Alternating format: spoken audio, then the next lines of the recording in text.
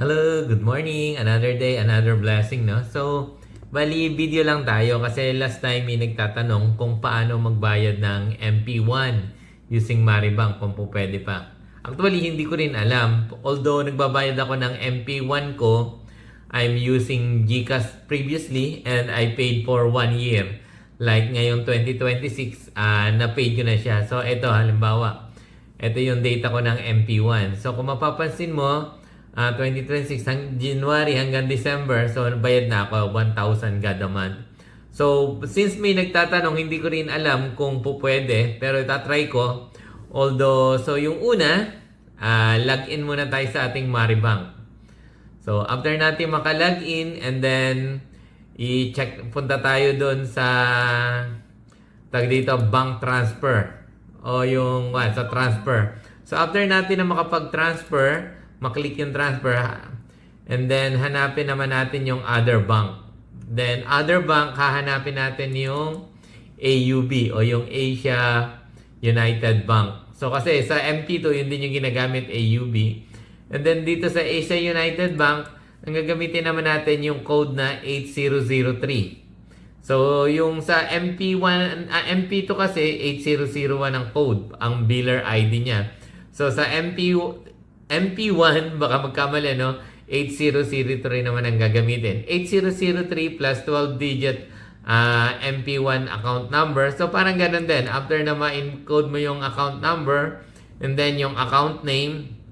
After ng account name, so yun, kung sino yung receiver o kung kanina nakapangalan yung MP1. So, i-double check nyo yung account number na 12-digit ng MP1. And then, next, ilagay mo kung magkano yung amount na ipapasok mo. So, kagaya ito, itatry ko lang. Although, bayad na ako ngayong August dahil nga naka 1 year paid na yung MP1 ko. Just for the sake of this video, itatry ko. Magpapasok ako ng 1,000. So, after 1,000, and then, ayan. And then, confirm. So, once nag-confirm, so, ayan, magbibigay ng pinaka-transfer receipt. So, save mo lang para may reference. So, ngayon ay August 12. Wednesday. Oh. And then, sabi kasi 2 to 3 days bago pumasok. So, ito. After ng August 12, 13 Thursday, wala pa rin. 14 Friday, ito pumasok na siya. So, ayan. Kung mapapansin mo, nakapasok na yung pinasok ko na 1,000 noong August 12. So, ayan. Nandito. So, isabihin po pwede rin ang MP1 using Maribank ang pagbabayad. So, yun napakaganda kasi ika nga, zero fee din yan para ring MP2. Pero kung nagbabayad ka naman ng, ika nga, kagaya ko, yearly, so okay lang din naman ng GCash. Meron kasing convenience fee na 5 pesos. And then, ito kung monthly, so mas maganda din tong yung Maribank kang gamitin. So, yun na, no? Tingnan muna, break muna tayo. Inom muna tayo ng Santi Barley, pampalakas ng katawan. Pinaka-immune booster. So, ito yung iniinom kong barley, Sante. Yan, number 1 barley from New Zealand. So, yun, pampalakas ng katawan.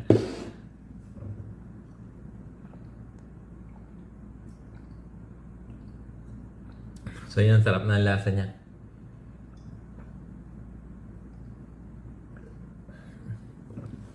And then, balik tayo. So, ang maganda ka rito sa Maribank, ito sa mga OFW, nire-recommend ko tong Maribank na ito yung gamitin bilang remittance receiver kung magpata-transfer. Kasi tingnan mo naman, sa akin nagsimula lang ako ng June. I think middle of June, July, August, naka 685 na yung cash reward na nare-receive ko. Ito yung paggamit ng Maribank, yung mga cashback, yung mga gano'n. Pag nagbabayad ka ng bill, merong cashback na nare-receive. Bayad ka ng credit card, merong 5 pesos ka marireceive. So, in just less than 3 months, naka 685 na yung cashback. O, di ba napakalaking halaga na yan? 685. Pero mo, di mo yung mapupulot ng paglalakad lang basta-basta. And then, bukod pa yung sa interest daily na 3.25 pag below 1 million. Pero mo yung daily interest, kumikita yung pera mo.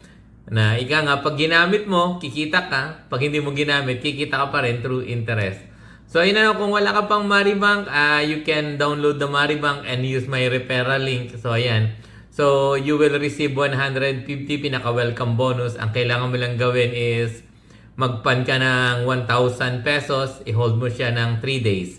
para ma-receive mo yung 150. So, yun ano. Pero kung may Maribank ka na or may digital bank ka nang ginagamit, so okay lang. Ignore mo lang to. Ang nakakatuwa lang kasi, ang laki ng interest tsaka yung cashback na nare-receive. Kaya nare-recommend ko siya.